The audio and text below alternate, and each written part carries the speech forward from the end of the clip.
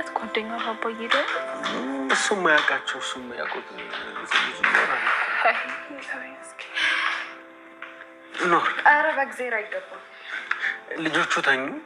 አዎ ተኝተዋል። አባታቸውን እንደናፈቁ ሳያገኙት ምን ያድርጉ? ልጆች ናቸው። ከዚህ በላይ መጠበቅ አይችሉም። ልክ ነሽ። ይህን ያህልም መጠበቃቸው እነሱ ሆነው ነው።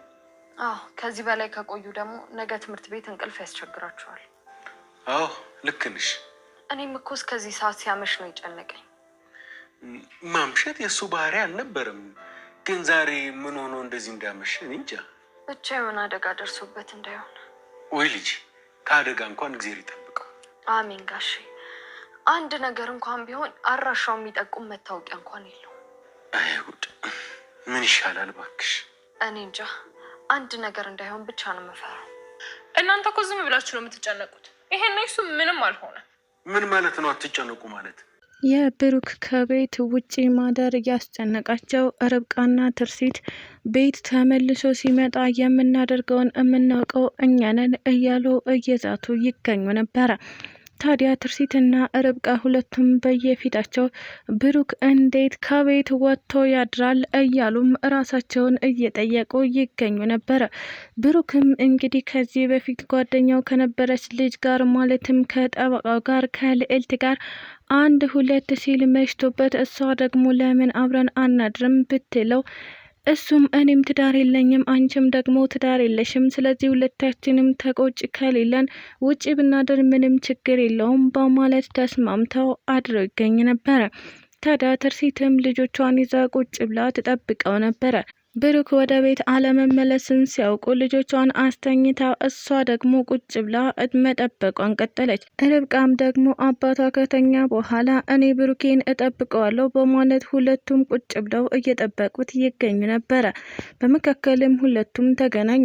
ትርሲትም ርብቃም ደግሞ ትርሲትን ለምን እስካሁን አልተኛሽም ሲባባሉም ተጠያየቁ እና ሁለቱም ብሩክን እየጠበቁ እንደሆነ ከተነጋገሩ በኋላ እሱ ከአንዲት ሴት ጋር አሸሼ ገዳሚ ሲል እኛ ቁጭ ብለን እሱም መጠበቃችን ምን ይሉታል ሲሉም ተነጋገሩ። ታዲያ ትርሲትም ለእኔ የልጆች አባት ስለሆነ በጊዜ እንዲገባ እፈልጋለሁ፣ ምንም አይነት ጉዳት እንዲደርስበት አልፈልግም ስትል ለርብቃ ነገረቻት። ርብቃም ደግሞ እኔ ብሩኬን እንደ ወንድም ስለምወደው ምንም ነገር እንዲሆንብኝ አልፈልግም፣ ስለዚህ በሰዓቱ እንዲገባ እፈልጋለሁ ሲሉም ሁለታቸውም የራሳቸውን ሀሳብ ሼር መደራረጋቸውን ቀጠሉ። ሰላም ጤና ይስጥልኝ ውድና የተከበራችሁ ቤተሰቦቼ እንዴት ናችሁ? እግዚአብሔር ይመስገን እኔ በጣም ደህና ነኝ። በያላችሁበት ሰላማችሁ ይብዛ እያልኩኝ እንኳን ወደ ቻናሌ በሰላም መጣችሁ። ለዚህ ዩቲዩብ ቻናል ደግሞ አዲስ ከሆናችሁ ሰብስክራይብ እያደረጋችሁ ቤተሰብ ሁኑ። እንዲሁም ደግሞ ይህንን ቪዲዮ ስትጀምሩ ላይክ ማድረጋችሁን እንዳትረሱ። ለዛሬው ደግሞ እንግዲህ ተወዳጅነትን ያተረፈውን ካያ ፊልምን ይዤላችሁ መጥቻለሁ። እስከ ቪዲዮ ፍጻሜ አብራችሁን ቆዩ። ይህ ካያ ፊልም ፓርት 14 ሲሆን የባለፈው ክፍል ላይ እንዳየነው እንግዲህ ብሩኬ አንዲት ጓደኛው መታ ለሚጣ ማለትም ለርብቃ ቢዝነስ ካርዷን ሰታት ብሩኬ ይደውልልኝ ብላት ሄዳ ነበረ። ርብቃም በተባለችው መሰረት የቅናት መንፈስ እያደረባት ቢሆንም ለብሩኬ መልእክቷን ከማድረስ ወደ ኋላ አላለችም። እናም ያንን ቢዝነስ ካርድ በመቀበል አስደውኝ በማለት በርብቃ ስልክ ደውሎላት ይገኝ ነበረ። እናም ርብቃ ምንም እንኳን አላስደውልም ብትልም ነገር ግን በስከ መጨረሻ ተስማምታ ስልኳን ሰጥተዋለች።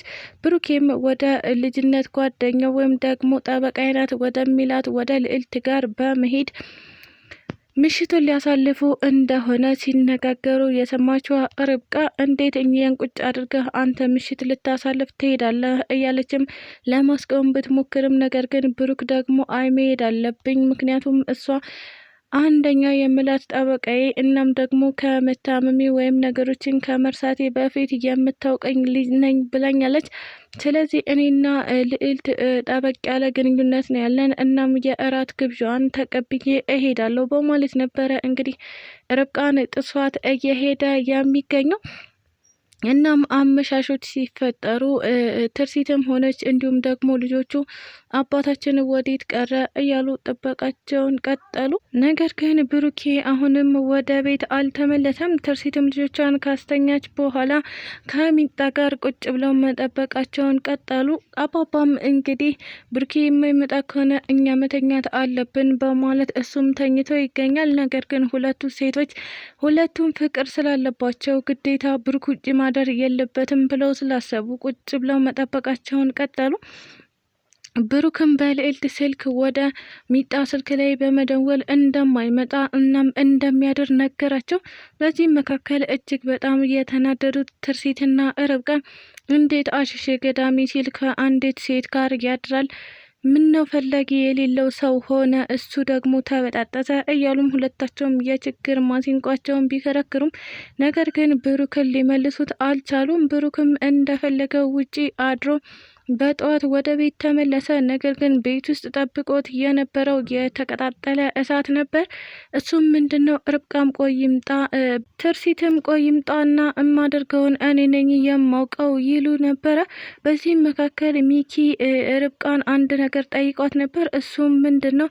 ብሩክን የምትወጁ ከሆነ እባክሽ አንቺ አድርጊው፣ በምንም መንገድ አድርገን ከአንቺ ጋር እንዲሆን እናድርገው፣ ፍቅር ካለብሽ እኔም ሚስቴን አይንጠቀኝ ሲልም አናግሯት ነበር። ርብቃም እንግዲህ እልህ ይዟት ብሩክ ማለት የምወደው ወንድሜ ነው፣ አንተ ልክስክስ እንዴት እንደዚህ ታስባለህ? በማለት ሚኪን አከናፍራ አባራው ትገኝ ነበረ።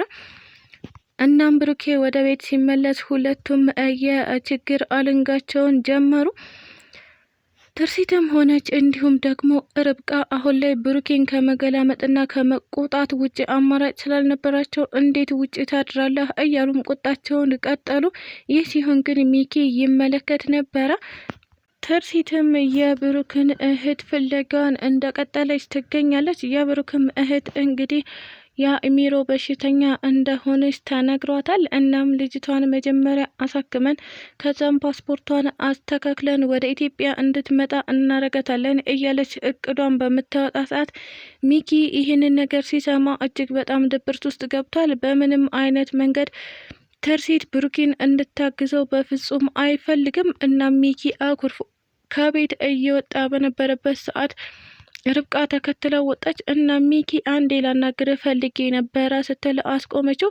ሚኪ ማንንም ማውራት አልፈልግም በዚህ ሰዓት እኔ ወሬ አልፈልግም ቢላትም ነገር ግን በጣም አስፈላጊ ጉዳይ ልታናግረው እንደምትፈልግ ነገረችው። እናም እሱ ዞር ብሎ እሺ ሚጣ ምን ፈለግሽ ሲልም ጠየቃት። ሚጣም እንግዲህ ውስጧ ያለውን ነገር እያንዳንዱ ዝርግፍግፍ አድርጋ ማለትም ብሩክን እንደምታፈቅረው ጥልቅ ስሜት ለሱ እንዳላት እናም ብሩክን የእሷ እንዲያደርግላት ተማጸነችው። ኒኪም እሱ ሲለምናት እምቢ ብላው ስለነበረ አሁን ላይ በፍጹም ምንም ማድረግ እንደማይችል እናም ደግሞ በእሷ ዙሪያም ሆነ በእሱ ዙሪያ ያሉ ሰዎች ሁሉም እሷ ለሱ ፍቅር እንዳላት እየነገራት ይገኝ ነበር። እነሱ ደግሞ ምንም ማድረግ እንደማይችልም እያሳወቃት ይገኛል። በዚህም ርብቃ እጅግ በጣም ተናደደች። ሚኪንም ለመነችው፣ እሱም ደግሞ እንደማይሆን ነገራት። እናም በዚህ ተለያዩ። ስለተከታተላችሁኝ እጅግ አድርጌ አመሰግናለሁ። ለቻናሌ ደግሞ አዲስ ከሆናችሁ ሰብስክራይብ እያደረጋችሁ ቤተሰብ ሁኑ። እንዲሁም ደግሞ ሀሳብ አስተያየትም ካላችሁ ኮሜንት ላይ አሳውቁኝ። ኢትዮጵያ ለዘላለም ትኑር እያልኩ ሰናበታችኋለሁ።